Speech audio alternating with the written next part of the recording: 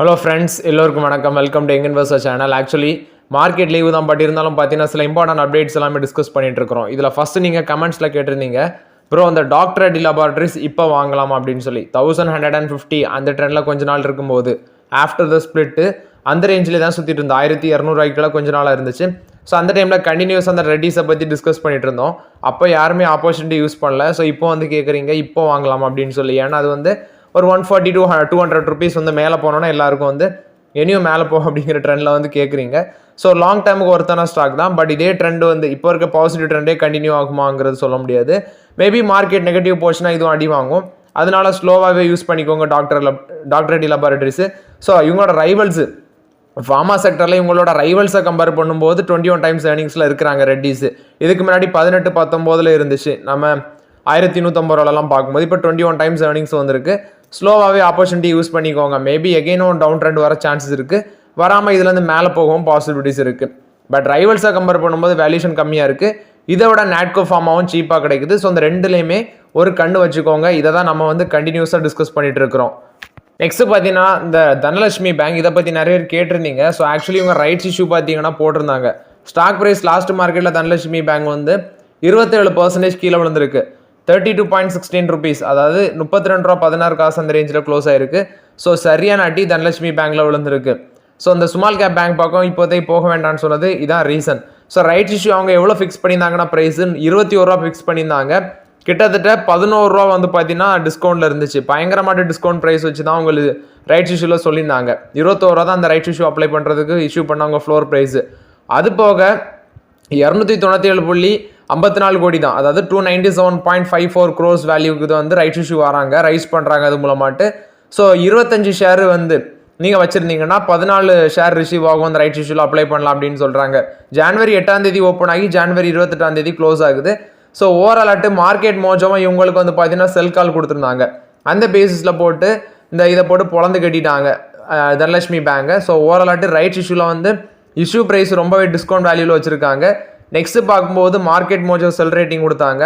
So ஓவராலாட்டு banking industry, micro finance industry எல்லாமே ப்ரெஷரில் இருக்கிறாங்க. என்ன கேட்டால் இப்போதைக்கு இந்த பேங்க்கில் அவாய்ட் பண்ணுறது தான் பெட்டருங்கிறது என்னோட கருத்து. ஸோ ஓவராலாட்டு இது வந்து தனலட்சுமி பேங்கை பொறுத்த வரைக்கும் அப்டேட். பட் ரைட்ஸ் இஷ்யூ 21 ரூபா தான் ஃபிக்ஸ் பண்ணியிருக்காங்க. ஷேர் ப்ரைஸ் அடி வாங்காமல் இருந்தால் அப்ளை பண்ணலாம். பட் ஷேர் ப்ரைஸ் இதே ட்ரெண்டில் இன்னும் 2 நாள் 5% 6% கீழே விழுந்தால் அவங்க ஃபிக்ஸ் பண்ணியிருக்க ப்ரைஸுக்கே வந்துடும் போல இருக்குது. ஸோ வெயிட் பண்ணி பார்த்து பொறுமையாக அப்ளை பண்ணுங்கள் ரைட்ஸ் இஷ்யூக்கு. நெக்ஸ்ட் ஒருத்தர் கேட்டிருக்காரு, அப்புறம் அந்த ஹீரோ மோட்டர் காப்பை வந்து நம்ம வந்து என்ட்ரி கொடுக்கலாமா, பை பண்ணலாமான்னு சொல்லி. ஹீரோ மோட்டர் காப்போட ஸ்டாக் ப்ரைஸ் எடுத்து பார்த்தா 4237 ரூபா இருக்குது. லாஸ்ட் அவங்களோட ரிசல்ட்ஸும் நல்லா இருந்துச்சு, சேல்ஸும் பெட்டராக பண்ணியிருந்தாங்க. ஸோ நம்ம எக்ஸ்பெக்ட் பண்ணது ஸ்டாக் ப்ரைஸ் கொஞ்சம் இறங்கும் அந்த ட்ரெண்டில் இருந்து அப்படின்னு சொல்லி பார்த்தோம். இப்போ 4237 ரூபா இருக்குது. இவங்களோட 52 வீக் லோவே பார்த்தீங்கன்னா கிட்டத்தட்ட 4000 கீழே தான் இருக்குது. 3989 ரூபா அந்த ரேஞ்சில் தான் இருக்குது. 52 வீக் ஹைக்கோ லோகம் பெரிய அளவில் வித்தியாசம் இல்லை. சாரி, 52 ஹை வந்து 6241 ரூபா அந்த ட்ரெண்ட்லேருந்து பார்க்கும்போது ஒரு 2000 ரூபா பக்கம் இறங்கியிருக்கு. மேபி 4000 கீழே வர சான்சஸ் அதிகமாக இருக்குது. 4000 பிரேக் பண்ணி கீழே வர கூட சான்சஸ் அதிகமாக இருக்குது.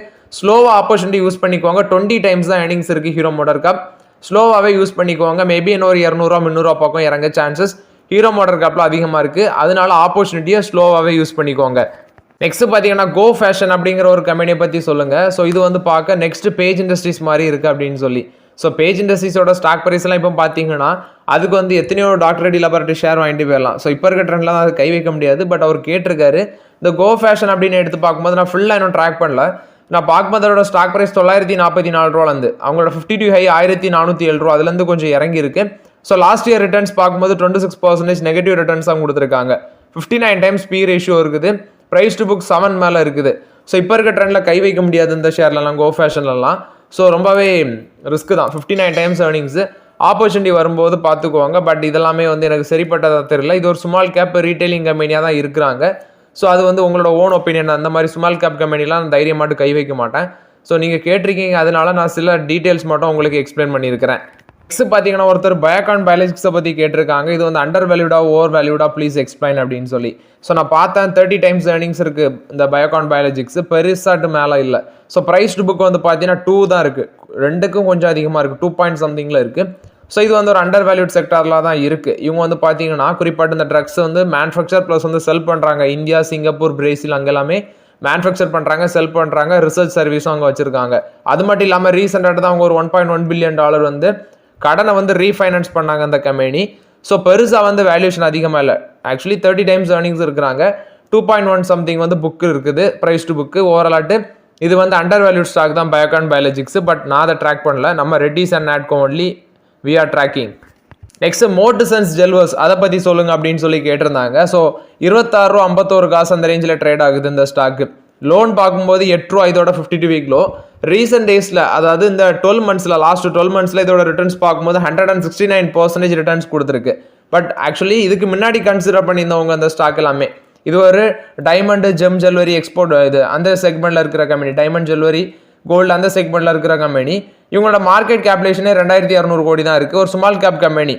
ஸோ லாஸ்ட் மார்க்கெட்டில் 1.5% நெகட்டிவ்ல இருந்தாலுமே ஒரு 12 months விச் மீன்ஸ் 1 yearல நல்ல ஒரு ரிட்டர்ன்ஸ் 169% ரிட்டர்ன்ஸ்.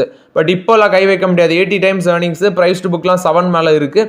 ஸோ முன்னாடியே கன்சிடர் பண்ணியிருந்தவங்களுக்குலாம் மோட்டிசன் ஜுவல்லர்ஸ் ஒரு நல்ல ஸ்டாக்காக இருக்குது. ஸ்மால் கேப் கம்பெனியாக இருந்தாலும் கூட ஒரு நல்ல ரிட்டர்ன்ஸ் கொடுத்துருக்கு, வச்சுக்கோங்க லாங் டேர்முக்கு. பட் இப்போதைக்கு வந்து பார்த்தீங்கன்னா மோட்டிசன்ஸில் பெரிய அளவு நெகட்டிவ் அப்டேட் இல்லை லாங் டேர்முக்கு. பட் ஏதாவது நெகட்டிவ் அப்டேட் வரும் பட்சத்தில் நான் உங்களுக்கு அப்டேட் பண்ணுறேன் மோட்டிசன் ஜுவல்லர்ஸ் பற்றி. நெக்ஸ்ட் இந்த ஆன்லைன் டெலிவரி சம்பவம் ஒன்று அப்டேட் வந்துருக்குது. ஸோ இதில் 2 முக்கியமான நியூஸ் நானே நியூஸில் பார்த்தேன். அதில் ஒன்று பார்த்தீங்கன்னா இந்த ரோஜாலாம் இருக்குல்ல, விச் மீன்ஸ் லவர்ஸ் டேக்கு வந்து ரோஜா நிறைய வந்து சேல்ஸ் ஆகும். அதில் வந்து பார்த்தீங்கன்னா இன்ஸ்டாமார்ட்டில் அது வந்து ஒரு டெலிவரி கம்பெனி, அதில் ஒரு நிமிஷத்துக்கு வந்து 307 ரோஜா வந்து ஆர்டர் ஆயிருக்கு அப்படின்னு சொல்கிறாங்க. 2024 பெங்களூரில் மட்டுமே 8.25 lakhs அந்த ரோஸ் ஃப்ளவர் வந்து ஜெப்டோவில் ஆர்டர் பண்ணியிருக்காங்க அப்படின்னு சொல்கிறாங்க.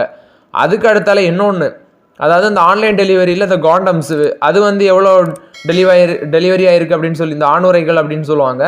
அது வந்து இந்த பிளிங்கிட் அந்த டெலிவரி அவங்களோட இந்த ஆனுவல் அப்டேட் கொடுப்பாங்க, அதில் சொல்லியிருக்காங்க 17.6 lakhs ஆணுரைகள் வந்து பார்த்தீங்கன்னா ஆன்லைனில் டெலிவரி ஆயிருக்கு அப்படின்னு சொல்லி பிளிங்கிட் அப்டேட் பண்ணுறாங்க. இதில் பெங்களூரில் மட்டும் அதிகப்படியாட்டு 4 லட்சம் ஆணுரைகள் வந்து பார்த்தீங்கன்னா ஜெப்டோ நிறுவனம் வந்து டெலிவரி பண்ணியிருக்காங்க அப்படின்னு சொல்லியிருக்காங்க. இது வந்து 2024 மட்டும் நான் சொல்கிறது.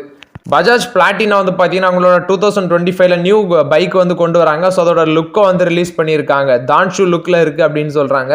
ஸோ இது வந்து பார்த்தீங்கன்னா ஆல்ரெடி பஜாஜ் பிளாட்டினாக்கு ஒரு ரைவல், இது பெரிய அளவில் ரைவல்ஸ் கிடையாது. ஏன்னா அவங்க வந்து நல்ல கிலோமீட்டர் கொடுப்பாங்க. அந்த பஜாஜ் பிளாட்டினாக்கே நல்ல ஒரு இது உண்டு, நிறைய பேர் வாங்குவாங்க.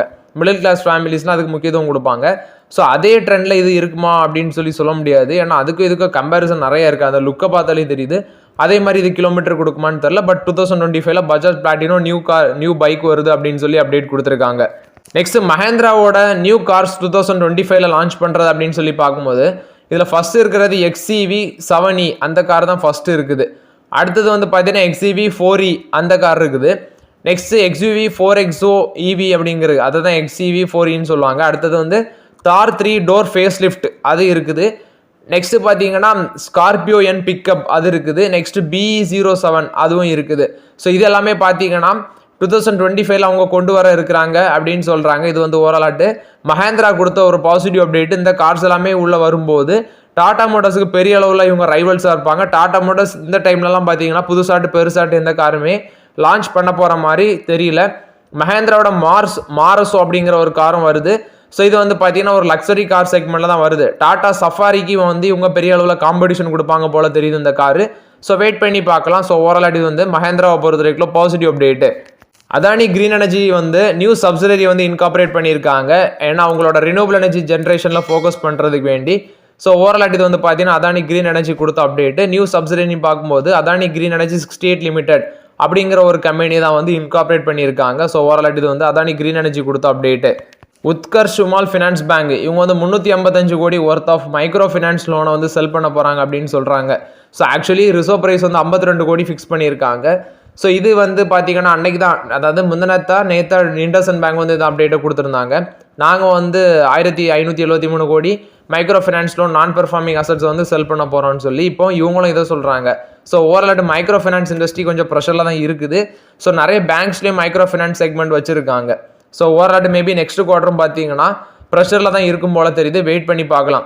லெமன் ட்ரீ ஹோட்டல்ஸ் என்ன சொல்கிறாங்கன்னா மகாராஷ்டிராவில் நியூ ப்ராப்பர்ட்டி நாங்கள் ஓப்பன் பண்ணியிருக்கிறோம், அதாவது நியூ ப்ராப்பர்ட்டி ஓப்பன் பண்ணுறதுக்கு சைன் பண்ணியிருக்கோம்னு சொல்லியிருக்காங்க. ஸோ ஃபினான்ஷியல் 26 ஓப்பன் பண்ணுவோம். 76 வெல் அப்பாயின்மெண்ட் ரூம்ஸ் இதில் இருக்கும் அப்படின்னு சொல்கிறாங்க. Swimming pool, spa, public areas எல்லாமே இருக்கும்னு சொல்கிறாங்க. இது வந்து லெமன் ட்ரீ ஹோட்டல்ஸ் கொடுத்த அப்டேட்டு. ஜெய்பிரகாஷ் பவர் வெஞ்சர்ஸ் லிமிடெடுக்கு வந்து பார்த்தீங்கன்னா செபி வந்து ஃபைன் பண்ணியிருக்காங்க. ஸோ பெனால்ட்டி இம்போஸ் பண்ணியிருக்காங்க. 54 lakhsக்கு வந்து பெனால்ட்டி இம்போஸ் பண்ணியிருக்காங்க. ஏன்னா அவங்களோட ஃபினான்ஷியல் ஸ்டேட்மெண்ட் ப்ரொவைட் பண்ணதில் சில மிஸ்ரெப்ரசன்டேட்டிங் பண்ணியிருக்காங்க அப்படிங்கிற பேசிஸில் செபி வந்து ஃபைன் பண்ணியிருக்காங்க. இது வந்து ஜெய்பிரகாஷ் பவர் வெஞ்சர்ஸ் லிமிடெடில் வந்து அப்டேட்டு. நெக்ஸ்ட் பார்த்தீங்கன்னா குஜராத் ஃப்ளூரோ கெமிக்கல்ஸ் வந்து கேப்டிவ் பவர் பிளான்ட் வந்து செல் பண்ண போகிறாங்க. ஸோ அவங்களோட ஐஜிஆர் மஹிதாட் அந்த கம்பெனியோட தான் இது வந்து அவங்களோட ஹோலி ஒன் சப்சிடரியாக தான் இருக்குது. ஸோ அந்த கம்பெனியோட அவங்களோட சப்சிடரி கம்பெனிக்கிட்டே 57 மெகாவாட் அந்த கேப்டிவ் பவர் பிளான்ட் வந்து பார்த்தீங்கன்னா 200 கோடிக்கு செல் பண்ண போகிறாங்க அப்படின்னு சொல்லி குஜராத் ஃப்ளூரோ கெமிக்கல்ஸ் அப்டேட் கொடுத்துருக்காங்க. இதுக்கு அவங்களோட போர்டும் அப்ரூவல் கொடுத்துட்டாங்க அப்படின்னு சொல்லி அப்டேட் கொடுத்துருக்காங்க. ரிலையன்ஸ் வந்து ஒரு ஹெல்த் கேர் ஸ்டார்ட் அப்பான கார்கினோஸ் அதை வந்து 375 கோடிக்கு வந்து அக்யூசியேஷன் பண்ணுறாங்க. இதுக்கு full and full cash deal அப்படின்னு சொல்லி மென்ஷன் பண்ணியிருக்காங்க. ஸோ 10 மில்லியன் ஈக்விட்டி ஷேரு 10 ரூபா வச்சு அக்யூசியேஷன் பண்ணியிருக்காங்க. ஸோ டிசம்பர் 7ஆம் தேதி வந்து பார்த்தீங்கன்னா இது கம்ப்ளீட் ஆயிருக்கு. ஓவரால் இது வந்து ரிலையன்ஸ் இண்டஸ்ட்ரீஸ் கொடுத்த update. So okay friends, actually இந்த வீடியோவில் சில இம்பார்ட்டன்ட் அப்டேட்ஸ் எல்லாமே டிஸ்கஸ் பண்ணோம். அந்த வீடியோ உங்களுக்கு பயனுள்ளதாக இருக்கும்னு நினைக்கிறேன். பயனுள்ளதாக இருந்துச்சுன்னா லைக் பண்ணுங்கள், சப்ஸ்கிரைப் பண்ணுங்கள், கமெண்ட் பண்ணுங்கள். Okay friends, thank you.